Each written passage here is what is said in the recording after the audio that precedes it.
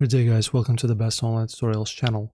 In this one we're talking about how to sync Google Calendar with Notion database.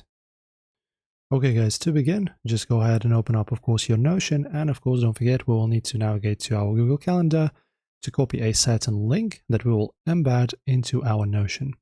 So just open a new tab, I'll go to Google, I'll open up my Google Calendar. Alright, and now guys, it's pretty simple, just go ahead and choose which calendar you wish to embed into your Notion. In my case, I will go calendar test, go 3 dots in here, and then navigate to settings. In this menu, it's pretty simple. Scroll down and find this link, as you can see, public URL to this calendar. Copy it. Right click and copy. Okay, and in here, guys, as you can see, I have this test database created. Everything else is pretty simple. Choose any row, then go right click and then paste.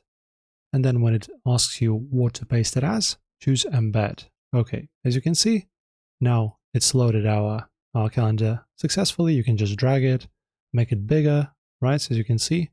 And now we can see our calendar from Google inside Notion. Pretty simple to do. So enjoy the guide, guys. Pretty simply done. As always, like and subscribe, and thank you for watching.